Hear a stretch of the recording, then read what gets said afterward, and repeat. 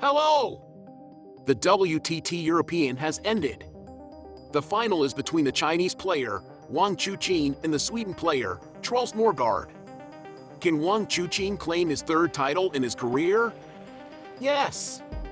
The head-to-head score is 2-0 for Wang Chuqin. However, it's funny that officially Moregard is ranked as world ranking number 5 and Wang Chuqin is world ranking 14. Surprise? I was just making fun of the WTT ranking. Wang Chuqin won the game against the Dragon this time.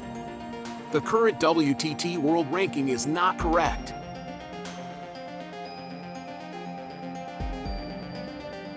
Some incidents in the game. Since I was watching the game live,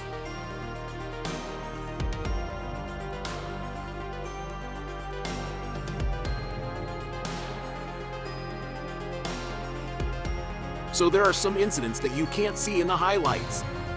The service complaint. Truls Moregard and Wang Chuqin at the end of the game, they are not happy. Truls Moregard complained about the serve of Wang Chuqin.